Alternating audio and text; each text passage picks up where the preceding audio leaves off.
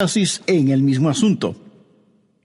En aquel día no me preguntaréis nada. De cierto os digo, que todo cuanto pidiereis al Padre en mi nombre, os lo dará. Hasta ahora nada habéis pedido en mi nombre. Pedid y recibiréis, para que vuestro gozo sea cumplido. Muéstreme una persona cuyas oraciones le son contestadas, y de seguro que esa persona está llena de gozo. Jesús también dijo en Juan 14:6, yo soy el camino y la verdad y la vida. Nadie viene al Padre sino por mí. Y esa es la verdad en cuanto a la oración. No hay forma de llegar a Dios el Padre sino únicamente por medio de su Hijo Jesucristo. Supongamos que usted se pierde buscando una dirección en un lugar que no conoce. Así que detiene a una persona en la calle para que le ayude, y esa persona le dice, vaya derecho 3 cuadras más, luego vire a la derecha, verá una casa blanca con una cerca de madera, entonces vire a la izquierda, y esa es una calle sin salida. Recorra 3 cuadras más, vire a la derecha y usted le interrumpe y le dice, un momentito, por favor, no puedo recordar todo eso, déjeme anotarlo. Y la persona que le está dando las direcciones le dice, ¿sabe qué? Yo estoy yendo en la misma dirección, permítame guiarle, usted únicamente sígame. Esa persona no solo le señala el camino, sino que, por así decirlo, se vuelve el camino. Jesús no indica el camino, Jesús es el camino hacia el Padre, y cuando usted ora en el nombre de Jesús, Él le lleva a la presencia del Padre. Anota Efesios 2:18. Porque por medio de Él los unos y los otros tenemos entrada por un mismo Espíritu al Padre. ¿Qué significa orar en el nombre de Jesús? Significa orar con su autoridad. Cuando usted pone su firma en un cheque y se lo da a alguien, esa persona va al banco y lo efectiviza. El banco le entrega la cantidad de dinero estipulada en el cheque, porque ese cheque lleva su nombre, lleva su firma, y con su firma usted le autoriza al banco la entrega de ese dinero. Trate de ir a cualquier banco y hacer efectivo un cheque que no tiene ninguna firma, y le aseguro que estará metiéndose en profundos problemas. Cuando pedimos en el nombre de Jesús, no estamos simplemente rociando con algún polvito mágico oraciones al decir en el nombre de Jesús, abracadabra, que lo que he pedido se haga. No es así de ninguna manera. Orar en el nombre de Jesús significa, primero, obedecer su mandato. Segundo, hacer algo aprobado por Él. Tercero, saber que eso le dará honor y gloria a Él. Y cuarto, saber que el Padre será glorificado por lo que hacemos en el nombre de Jesús.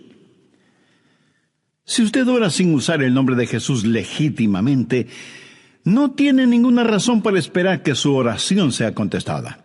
Ahora, obviamente, el orar en el nombre de Jesús significa que usted debe ser salvo, que debe ser su discípulo y que debe estar en comunión con Él para conocer su voluntad. No solo ora en el nombre de Jesús, sino que también ora en el Espíritu. Veamos Efesios 6:18. Orando en todo tiempo, con toda oración y súplica en el Espíritu, y velando en ello con toda perseverancia y súplica por todos los santos. Así como se debe orar en el nombre de Jesús, hay que orar en el Espíritu. Casi al final del Antiguo Testamento hay un versículo muy interesante. Busque Zacarías 12:10. Dios habla de lo que hará en los últimos días, cuando los judíos como nación vengan a Jesús. Y derramaré sobre la casa de David y sobre los moradores de Jerusalén espíritu de gracia y oración, y mirarán a mí, a quien traspasaron, y llorarán como se llora por hijo unigénito, afligiéndose por él como quien se aflige por el primogénito. Hay muchas cosas maravillosas en este versículo, pero lo que más me bendice es que Dios dice que hay un Espíritu, el Espíritu Santo, que es el Espíritu de gracia y de oración. ¿Tiene usted dificultades al orar? ¿Sabe por qué? Porque no está lleno del Espíritu. Porque cuando lo esté, la alabanza y la oración fluirán de su Espíritu. Usted estará constantemente alabando a Dios y constantemente suplicando en oración. Dios dice que un día Él va a derramar su Espíritu de gracia y oración sobre los judíos, pero Él ya ha derramado su Espíritu de gracia y oración sobre usted. Por lo tanto, usted debe orar en el Espíritu. En la pequeña epístola de Judas, el verso 20, dice: pero vosotros, amados, edificando sobre vuestra santísima fe, orando en el Espíritu Santo. ¿Había notado eso? ¿Cómo se desafía usted mismo? Orando en el Espíritu Santo. ¿Por qué es tan importante orar en el Espíritu? Bien, sabemos que cuando oramos en el nombre de Jesús, oramos con autoridad. Pero cuando oramos en el Espíritu, oramos con fortaleza para que Él nos ayude. Déjeme, le muestro algo en Romanos 8:26. Y de igual manera, el Espíritu nos ayuda en nuestra debilidad, pues que hemos de pedir como conviene, no lo sabemos. Pero el Espíritu mismo intercede por nosotros con gemidos indecibles. Mi amigo, esto significa que cuando usted ora, no lo puede hacer sin el Espíritu, y Él no lo hará sin usted. Es el Espíritu el que ora. Y Él hace por usted lo que usted no puede hacer por usted mismo. El Santo Espíritu de Dios inspira, guía, pone energía y sostiene nuestras oraciones. Nuestro espíritu humano es débil, y aunque el Espíritu esté dispuesto, nuestra carne es débil. Por lo tanto, el Espíritu Santo nos ayuda en nuestra debilidad. No hay ninguno de nosotros que alguna vez no haya dicho: fallé en mi vida de oración. Ojalá pudiera orar más. ¿Por qué no puedo hacerlo? Le diré por qué no oramos más. Francamente, porque somos débiles. Pero nuestra debilidad no debe convertirse en incapacidad, sino más bien en fortaleza, porque la Biblia dice que cuando somos débiles, somos fuertes. Si aprendemos a depender en el Espíritu Santo, quien nos ayuda en nuestras debilidades, inspirándonos, guiándonos y capacitándonos. Más aún, Él nos ayuda en nuestra ignorancia. Pues ¿qué hemos de pedir como conviene? No lo sabemos. ¿Alguna vez ha pensado en eso? Estuve una vez en una conferencia bíblica en Dallas. Al finalizar la conferencia, 2 jóvenes estudiantes se me acercaron y uno de ellos me preguntó: «Pastor, ¿usted ora?». Le respondí que sí. Entonces me dio una pequeña tarjeta diciéndome: «Aquí están nuestros nombres. Somos estudiantes en el seminario. Por favor, ore por nosotros». Yo les agradecí y puse esa tarjetita en mi Biblia. He orado por esos estudiantes, pero no creo que lo haya hecho en forma regular.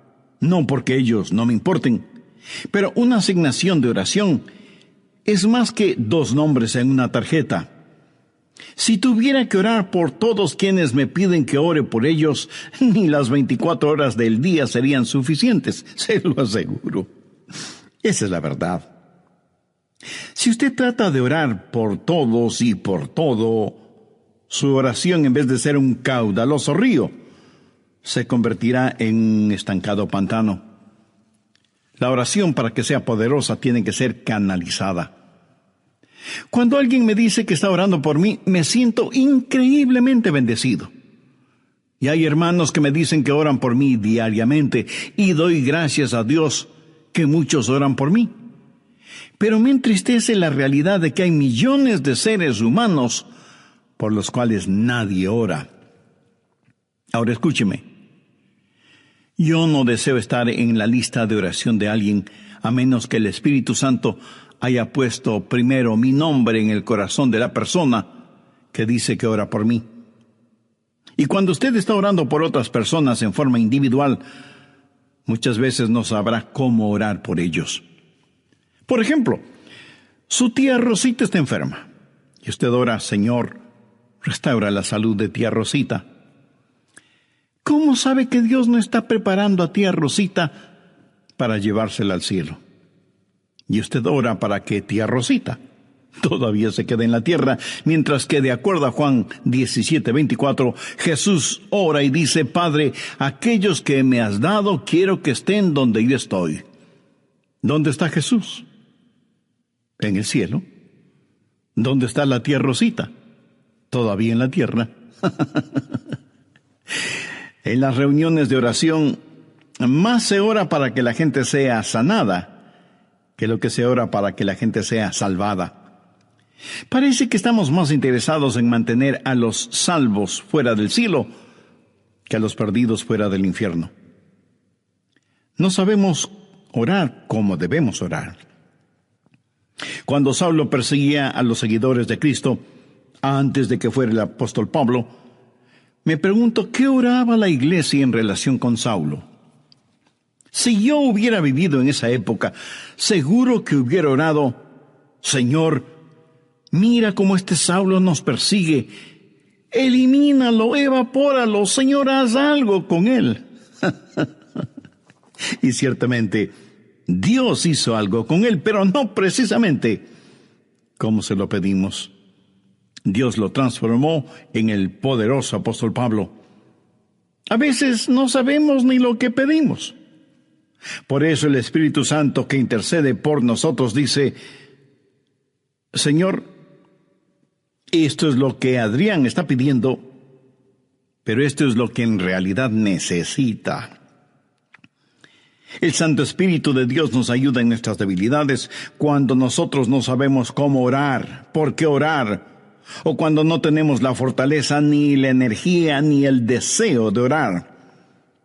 E intercede con nosotros, como la Biblia lo dice en Romanos 6:26, pero el Espíritu mismo intercede por nosotros con gemidos indecibles. Ni usted ni yo, nadie puede orar como el Espíritu Santo puede hacerlo. Y la expresión gemidos indecibles era utilizada para describir los dolores de una mujer dando a luz. Eso, mi amigo, es orar en el Espíritu. Intercede por nosotros con gemidos indecibles, porque muchas veces nosotros no sabemos qué pedir. Algunos años atrás, yo viví la experiencia de un profundo dolor emocional y espiritual a tal grado que no podía ni siquiera articular una sencilla oración. Lo único que podía hacer era quejarme. Pero el Santo Espíritu de Dios escuchó mi oración y Él llevó mi dolor, mi súplica, hasta el trono de la gracia y la misericordia de Dios. Entonces usted ora primero en el nombre de Jesús, segundo en el Espíritu Santo. Para orar en el nombre de Jesús, usted tiene que ser salvo. Y para orar en el Espíritu, usted tiene que ser lleno del Espíritu Santo de Dios. Tercero, usted debe orar en obediencia a Dios. Es una malvada necedad el esperar que Dios escuche sus oraciones cuando usted no está viviendo en obediencia a Él. Lo triste es que hay personas que tienen la idea de que Dios les bendecirá aún en su desobediencia.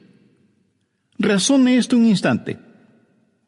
Si usted está viviendo una vida de desobediencia y aún así Dios contesta sus oraciones, ¿qué es lo que Dios está haciendo? Está animando y recompensando su pecado. Pero escúcheme, Dios le ama demasiado como para hacer eso. Veamos el Salmo 66. Quiero mostrarle algo. Salmo 66, verso 18. Este es un versículo que debería estar subrayado en su Biblia. Si en mi corazón hubiese yo mirado la iniquidad, el Señor no me habría escuchado. Ahí lo tiene, en blanco y negro y bien impreso. Y usted no tiene que ser un científico aeroespacial para entender eso, ¿verdad? Muchos hablan de las grandes promesas en la oración. Bien, esta es una promesa. Si en mi corazón hubiese yo mirado la iniquidad, el Señor no me habría escuchado. Ahora, note que no dice, si hubiera pecado, Dios no me escucharía. Dios no le escuchará a usted. Dios no me escuchará a mí. Dios no escuchará a nadie que tenga iniquidad en su corazón. Iniquidad significa el hacer trato con el pecado, sentirse en paz haciendo el pecado. Y si yo tengo cualquier iniquidad en mi corazón, Dios no me escuchará. Ora usted a Dios. Si tiene algún pecado en su corazón, ¿cómo puede esperar que Dios le escuche? Para que Dios le escuche, usted tiene que arrepentirse de sus pecados y tener a Jesús como su Salvador y Señor. De vez en cuando alguien me dice, pastor, Dios me ha dado la habilidad de decir hermosas oraciones. Y si Dios mismo me ha dado esa habilidad, quiero decir que Él está impresionado con mis oraciones. Mi amigo, hay una buena palabra griega para describir lo que usted está diciendo. Tontería.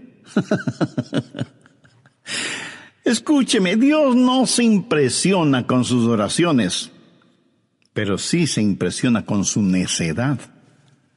Veamos lo que dice Isaías 1:13.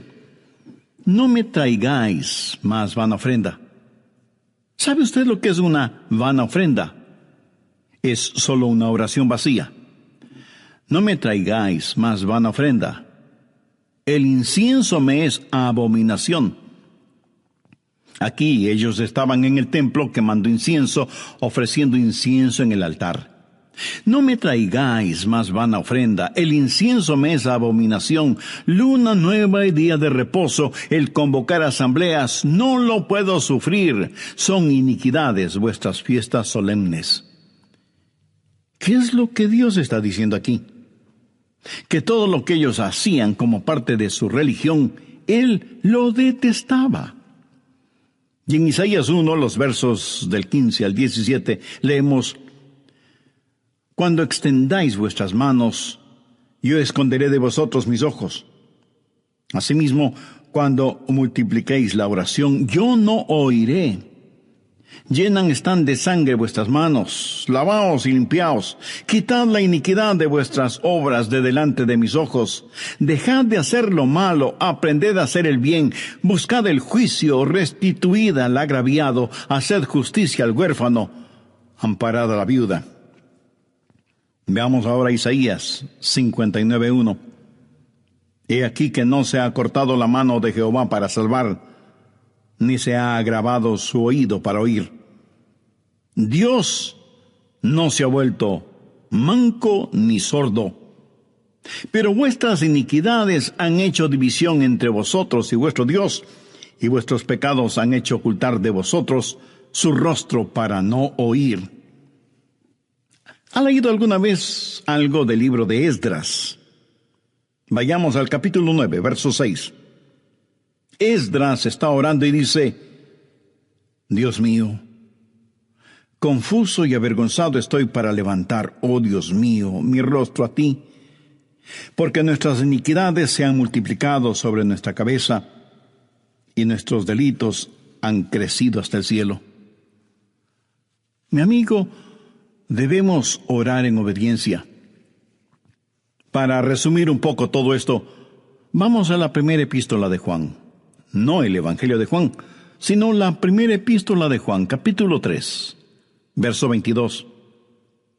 Y cualquier cosa que pidiéramos, la recibiremos de Él, porque guardamos sus mandamientos y hacemos las cosas que son agradables delante de Él. Los rebeldes jamás verán sus oraciones contestadas. Déjeme retroceder un poco las páginas de la historia.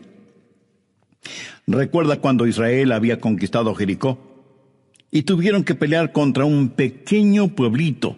No era ninguna gran ciudad. Un pueblito llamado Ai. Apenas 3 letras, H-A-I, Ai. Y sin embargo, los israelitas tuvieron que huir, como se dice vulgarmente, con el rabo entre las piernas, ignominiosamente derrotados. Y Josué tiene que ir y postrarse delante de Dios y preguntarle cómo pudo permitir que tal cosa sucediera. Mire lo que le contestó Dios en Josué 7, los versos 10 y 11. Y Jehová dijo a Josué: levántate. ¿Por qué te postras así sobre tu rostro? Israel ha pecado. ¿Qué está diciendo? Josué, hijo mío, ¿por qué me estás orando? No puedes utilizar tus oraciones como una cortina de humo para ocultar el pecado que hay en medio del pueblo. Enfrenta y elimina ese pecado, y entonces oiré tus oraciones. Cuarto, usted debe orar en la voluntad de Dios. No solo conocer a Jesús, no solo ser lleno del Espíritu, no solo obedecer los mandamientos, pero aún habiendo hecho todo esto, todo lo que usted desea no es necesariamente la voluntad de Dios para usted. Anote 1 de Juan 5, versos 14-15. Y esta es la confianza que tenemos en Él, que si pedimos alguna cosa conforme a su voluntad, Él nos oye. Y si sabemos que Él nos oye en cualquier cosa que pidamos, sabemos que tenemos las peticiones que le hayamos hecho. Orar en la voluntad de Dios. Y usted no encuentra la voluntad de Dios simplemente por adivinación. Pastor, ¿cómo voy a conocer la voluntad de Dios? Bien, permítame hacerle una pregunta. ¿Quiere en realidad saberlo? Y usted me responde, bueno, no sé si quiera saberlo o no. Entonces le haré otra pregunta. ¿Quiere hacer la voluntad de Dios? Y usted me responde, sí, claro que sí. ¿La quiere hacer realmente? Quiero decir, si Dios le dijera este mismo momento, hay algo que deseo que hagas, lo haría. ¿Sabe usted cuál sería la primera pregunta debido a nuestra naturaleza humana? ¿Qué es, Señor? Esa no debería ser la primera pregunta o la primera respuesta. Usted no puede contestar una pregunta con otra pregunta. Usted debe contestar esa pregunta con una afirmación. Adrián, hay algo que quiero que hagas. ¿Lo harás? Yo debo contestar, sí, Señor, lo haré. ¿Qué es lo que quieres que haga? Mira, la manera de conocer la voluntad de Dios no es sabiendo lo que es, sino comprometiéndose a hacerla aún antes de saber lo que es. Eso es confianza. Sencillamente diga, Señor, estoy listo y haré lo que quiera que tú quieras que haga. Y aunque esa frase pueda trabar nuestra lengua, destraba nuestra capacidad de obediencia. Debo admitir que muchos tienen temor de la voluntad de Dios. De alguna manera se les ha metido la idea en la cabeza de que si se prestan para servicio bajo la voluntad de Dios, van a terminar como misioneros en el país de Salsipuedes, viviendo en una choza con piso de tierra y comiendo carne de serpiente o quién sabe qué otros exóticos alimentos. ¿Sabe qué? Pudiera ser que así suceda. La forma de conocer la voluntad de Dios es aceptando la voluntad de Dios antes de conocer cuál es la voluntad de Dios. Y aunque suena complicado lingüísticamente, espiritualmente no lo es. Pero usted me dice, pastor, quiero más detalles. Muy bien, le voy a dar más detalles. La voluntad de Dios es buena, perfecta y aceptable. Y si piensa que esto lo digo porque soy muy inteligente, pues siento desilusionarle. Veamos qué dice Romanos 12, versos 1 y 2. Así que, hermanos, os ruego por las misericordias de Dios, que presentéis vuestros cuerpos en sacrificio vivo, santo, agradable a Dios, que es vuestro culto racional. No os conforméis a este siglo, sino transformaos por medio de la renovación de vuestro entendimiento, para que comprobéis cuál sea la voluntad de Dios, agradable y perfecta. Usted no necesita saber nada más que esto. La voluntad de Dios es buena, agradable y perfecta. Preséntese usted mismo como un sacrificio vivo y santo delante de Dios, y usted, sin ninguna sombra de duda, conocerá y comprobará que la voluntad de Dios es siempre buena, agradable y perfecta. La oración no es para manipular la voluntad de Dios para que se amolde a la suya. Es descubrir la voluntad de Dios y meterse de cabeza en ella. Pero escúcheme con atención. En última instancia, usted no encuentra la voluntad de Dios. La voluntad de Dios lo encuentra usted. Cuando su corazón está bien con Dios, usted presenta su cuerpo como un sacrificio vivo y rehúsa el ser amoldado por el sistema y los valores del mundo, para más bien ser transformado, renovado en su mente y empezar a pensar los pensamientos de Cristo y, por lo tanto, tener la capacidad de orar en la voluntad de Dios. Quinto, orar en comunión con los creyentes. Por favor, busque el Evangelio de Marcos, capítulo 11, los versos 25 y 26.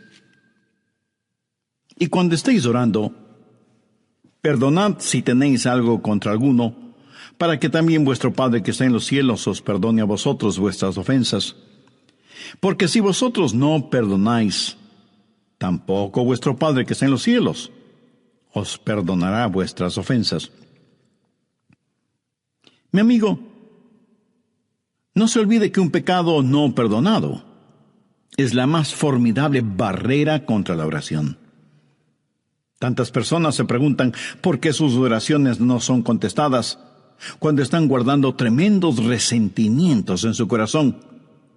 Le pregunto, ¿ese resentimiento, ese enojo, vale la pena tenerlo?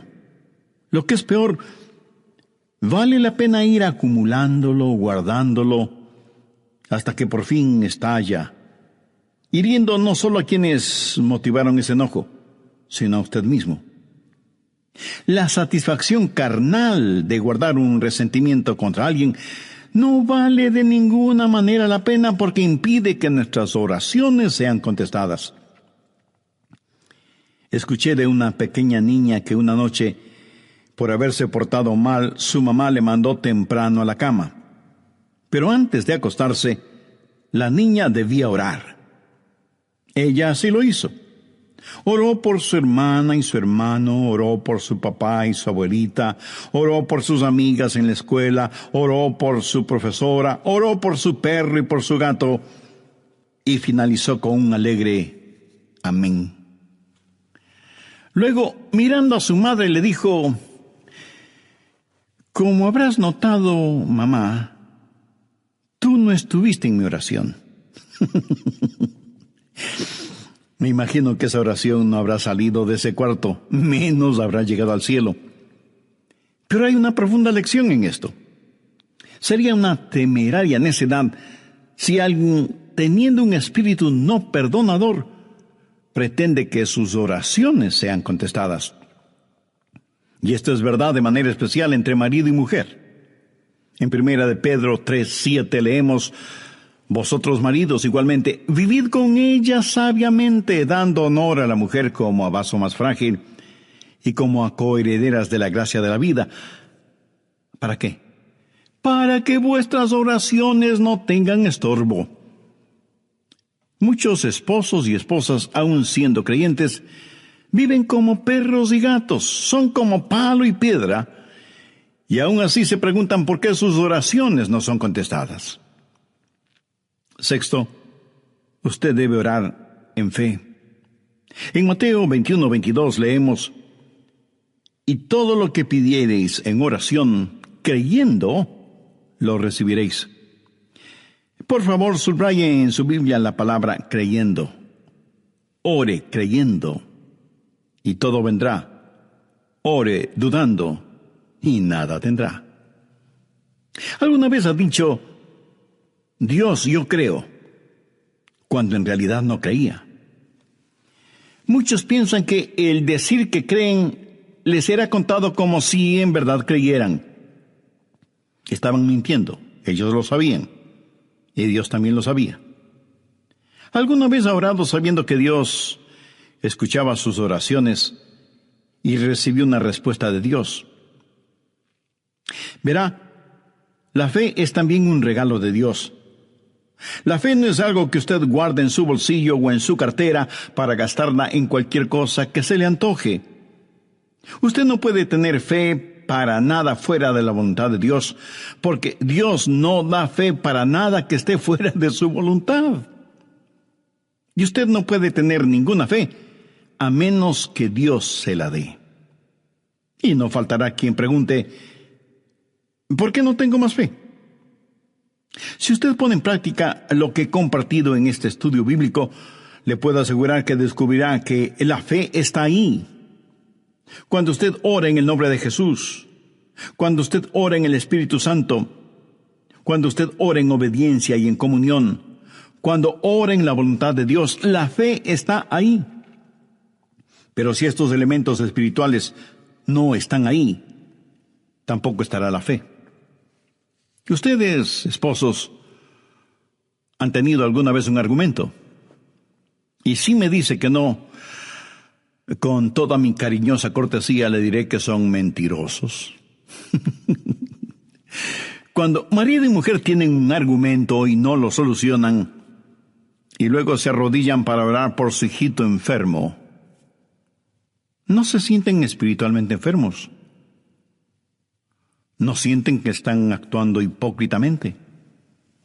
Saben que sus oraciones no se elevarán ni un centímetro del piso y por lo tanto jamás llegarán al cielo. No tienen ninguna fe como para que sus oraciones sean contestadas. Cuando sus corazones sean justos, puros y limpios y palpiten al mismo compás espiritual, entonces tendrán fe.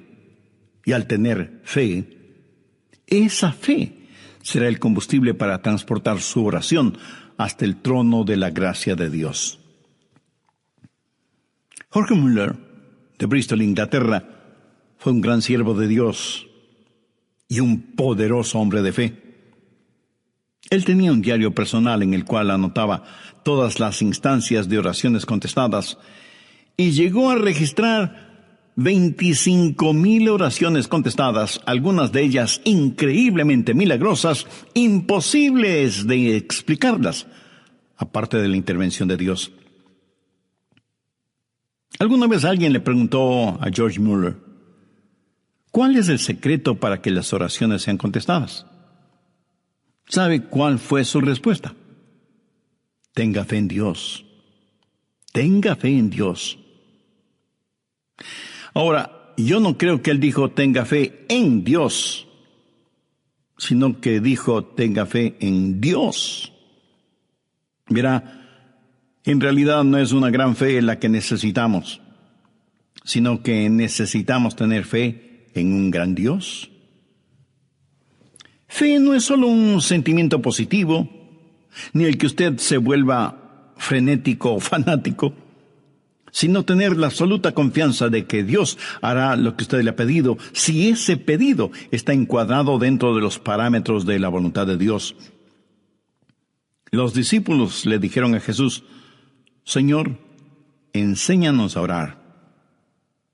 Y ese debe ser nuestro pedido también, para que Dios nos ayude a ser hombres y mujeres de oración. Hay algo en nosotros que se resiste a orar. Preferimos ocuparnos en cualquier otra cosa en vez de orar. Y eso se debe a nuestra naturaleza carnal y pecaminosa.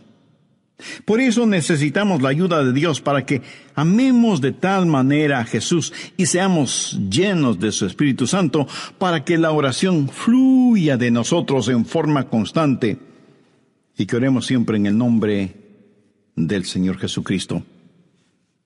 ¿Ha notado con qué facilidad podemos pasar horas haciendo deportes o realizando nuestros pasatiempos favoritos o simplemente mirando programas en la televisión? Pero ¿qué trabajo nos cuesta invertir unos minutos en la oración? La oración eficaz, mi estimado amigo, debe ser un acto intencional de nuestra voluntad. No debemos acercarnos al trono de la gracia en forma casual, sino en forma totalmente intencional. Seguramente entre quienes me escuchan habrá quienes, a pesar de ser religiosos, Este asunto de la oración es muy secundario en sus vidas. Ahora, si usted aún no es salvo,